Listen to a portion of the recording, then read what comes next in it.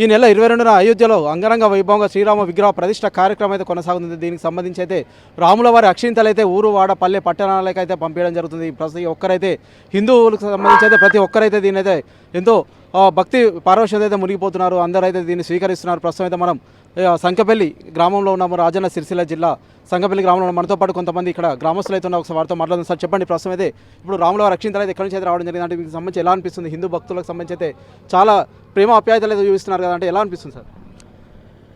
ఈ రామజన్మభూమి 500 సంవత్సరాల పైగా పోరాట ఫలితంగా రాముడు జన్మించినటువంటి అయోధ్యలో ఈ రాముని గుడి కట్టడం అనేది భారతదేశం యొక్క చిరకాలపు కోరిక మీద హిందువుల యొక్క ఆరాధ్య దైవమైనటువంటి ఆయన యొక్క ఆచరిత కార్యక్రమాలు కావచ్చు, ఆయన యొక్క పవిత్రత కావచ్చు, ఇలా దేశంలో ఉన్నటువంటి ప్రతి ఒక్క హిందువు గర్వించదగ్గ విషయం.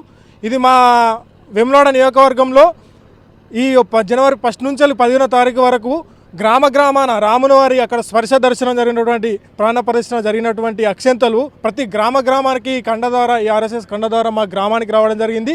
అదే విషయంలో మా పాలకవర్గం మా సర్పంచ్ గారు ఇక్కడ అందరం కలుపుకొని ఈ ప్రతి గ్రామానికి మా ఉన్నటువంటి ప్రతి కుటుంబానికి డోర్ టు డోర్ వితరణ జరిగే విధంగా పొద్దుగాల నుంచి కార్యక్రమం తీసుకొని ఊరేగింపు శోభయాత్ర ఆధ్వర్యంలో ప్రతి ఇంటికి మా స్వాముల ద్వారా అక్షంతల వితరణ జరుగుతుంది. ఓకే, అంటే ఇది ఎన్ని రోజులు జరుగుతుంది? అంటే ఇవాళ ఒకటే రోజు ఉందా, మళ్ళీ తర్వాత ఏమైనా ఉందా? అంటే ఇప్పుడు ఎన్ని రోజుల నుంచి జరుగుతుందండి?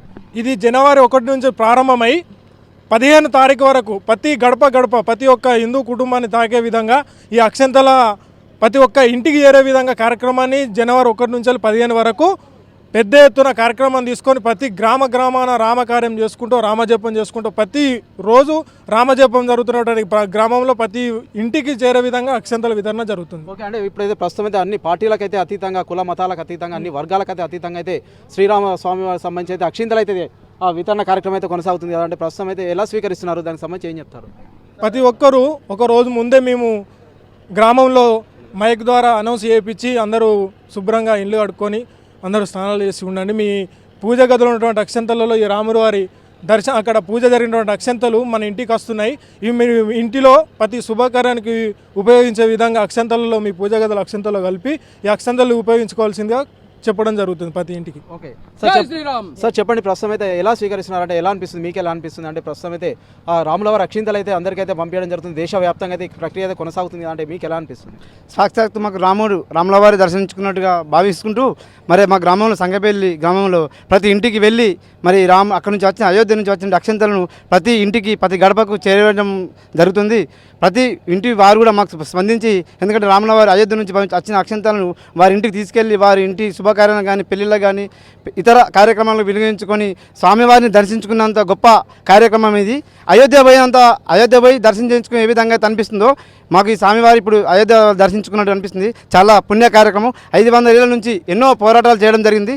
అందులో భాగంగా ఈరోజు మరి ఈ స్వామివారి 22వ తారీఖు నాడు అయోధ్యలో మరి ప్రతిష్ఠ చేయడం చాలా మన దేశం గర్వించే విషయం. ప్రపంచాలే మన భారతదేశం వైపు చూస్తున్న విషయం, చాలా గొప్ప విషయం. ఇది రాముని కార్యక్రమం చేయడం మన పునర్జన్మ పాత్రస్తు అనుకుంటున్నాం. ఎందుకంటే ఇది చాలా గొప్ప కార్యక్రమం కావున భక్తులందరూ భక్తి శ్రద్ధలతో అందరూ మంచి కార్యక్రమాన్ని ఎదుర్కొంటూ స్వామివారిని దర్శించుకోవడం జరుగుతుంది. ఓకే సార్ చెప్పండి, ప్రస్తుతం అయితే ఊరు వాడ పల్లె పట్టణాలు అన్ని సైతం ఏంటంటే రాముల వారి అక్షింతలు అయితే తీసుకుంటున్నారు, ఎలా అనిపిస్తుంది? అంటే దీనికి సంబంధించి అంటే ఇప్పుడైతే ప్రతి ఒక్క హిందువు అయితే ఎంతో ప్రేమగా ఆప్యాయత గుండెలకు తీసుకుంటున్న పరిస్థితి మనం చూస్తున్నాం కదా, అంటే ఎలా అనిపిస్తుంది?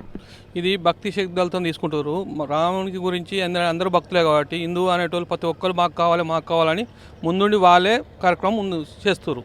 ఓకే, ప్రస్తుతం అయితే హిందూ భక్తులకు సంబంధించి అయితే వారికి శ్రీరామ అయోధ్యలో అయితే విగ్రహ ప్రాణ ప్రతిష్ఠ కార్యక్రమంలో భాగంగా అయితే ఇక్కడికైతే అక్షింతలు అయితే తీసుకురావడం జరిగింది. ప్రతి ఒక్కరైతే ప్రేమ ఆప్యాయతలు అయితే తీసుకుంటారు. హిందువులు అయితే ప్రతి ఒక్కరైతే దీనిలో పార్టిసిపేట్ అయితే చేస్తున్నారు.